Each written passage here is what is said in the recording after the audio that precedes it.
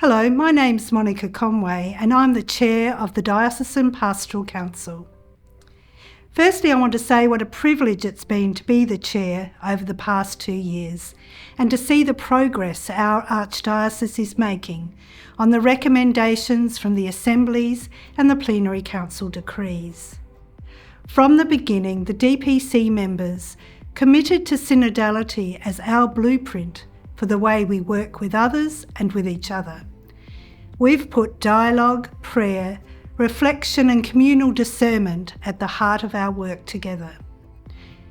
The DPC priorities come from what we've heard across the Archdiocese and are grouped under 3 banners: formation in faith for mission, leadership that is authentic and co-responsible, communication that is consistent, regular and two-way.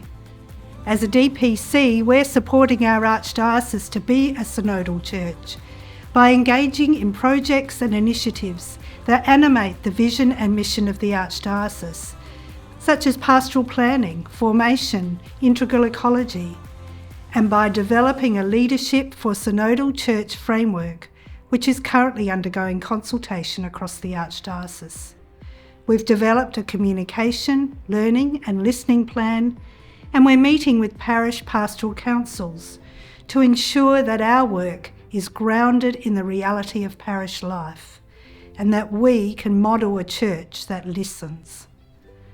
I want to take this opportunity to thank DPC members for their commitment and leadership as we continue to work together and with others on our Archdiocesan synodal journey. Thank you. Well, g'day. I'm Father Mark Sexton.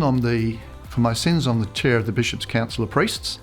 And of course, part of what we're doing is trying to explore what it means as priests to be part of synodal church and with the Diocesan Assembly, because of course it's territory that most of us are not used to. Especially as diocesan priests, we're used to being pretty much a lone ranger and doing everything ourselves with the aid of parishioners. So this idea of the synodal church that Pope Francis is calling us to is one that we're just on the very fringes of beginning to explore, and be interesting to see where it takes us. And I've got no doubt that we're going to make mistakes, and that is perfectly fine as long as we learn from those mistakes. Hello, I'm Sarah Moffat, Executive Director, Pastoral Life and Mission for the Archdiocese of Adelaide. And I'm Peter Beer, Assistant Director, Pastoral Life and Mission. Our roles were developed as a direct response to the 2021 Diocesan Assembly to oversee the ongoing development of pastoral services to parishes, schools, and communities here in the Archdiocese of Adelaide, and to guide our diocesan participation in the mission of the Church.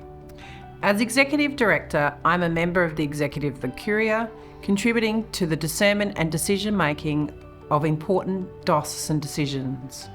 I also represent the Archdiocese on the Leaders of Christian Churches South Australia, Catholic Identity and Mission Standing Committee for Catholic Schools, and other leadership bodies.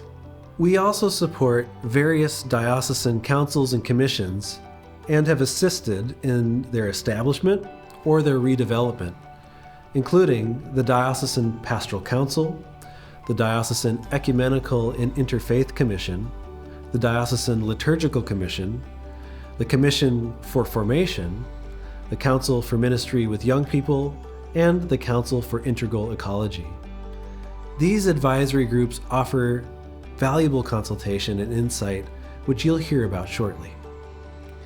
Following the 2021 Diocesan Assembly, we developed a vision to align various pastoral ministries, offices and services to the 6 pastoral themes of the Assembly, forming the Pastoral Services Team. This realignment of our pastoral services creates new opportunities for collaboration, responsiveness to the realities of parishes and communities, and direct connection to the assemblies, the Plenary Council, and the Global Synod. The work of Pastoral Life and Mission also includes pastoral planning, working both with individual parishes and at the broader diocesan level, looking at parish boundaries, the development of the regions, and long-term planning for flourishing, sustainable and vibrant communities. In 2022, we developed a pastoral planning working group which drew from the Assembly Recommendations and has resulted in further projects to support local and diocesan planning. Connected to this is the parish-school relationship. Working closely with Catholic education, we recently published Being Church Together, a vision, theology, and principles for the parish-school relationship. This relationship is vital to our mission, and the school cannot be viewed as separate from the parish. In fact, Being Church Together emphasizes that the worshiping community and the school community are united as parish community. We are committed to continual consultation and listening to aid in our planning and decision making. We want to see thriving, sustainable, growing parishes and communities. We are grateful to be part of this journey together with you. Hi, my name is Julian Nguyen. I'm the coordinator of the Catholic Office for Youth and Young Adults, or commonly known as COYA. In 2022, COYA hosted a Diocesan Youth Assembly, which allowed young people to gather as a community and engage in conversations in the Spirit, very similar to the conversations that we're about to have at this Diocesan Assembly. And recommendations were put forward to the Diocesan Assembly in 2022. But some of the top recommendations that came from young people at that gathering were around diverse and high quality formation for young people, to continue mentoring young people as future leaders in our church, but also within their own ministries, and ongoing listening and dialogue with young people. And so that really influenced the work of COYA moving forward, particularly around our events and resource development. World Youth Day was really created, our local World Youth Day celebration was really created off the back of listening to young people and consulting with communities and groups.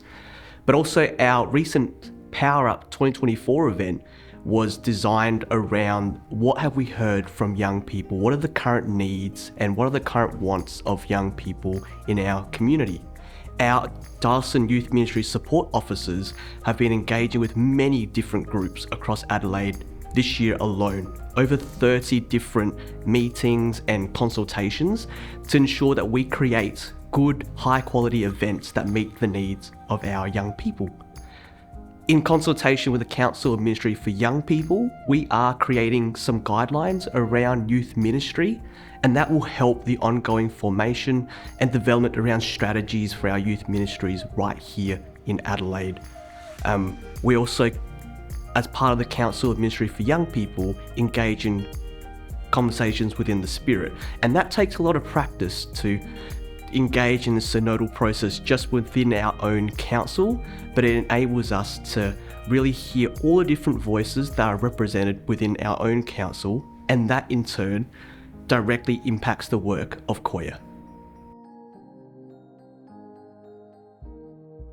Hello, my name is Sanjay Mahanaraj, and I'm the Pastoral Support for Justice, Healing and Inclusion.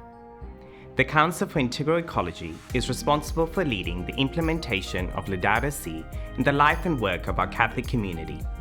We are dedicated to promoting the care for our common home by responding to the cry of the earth and the cry of the poor.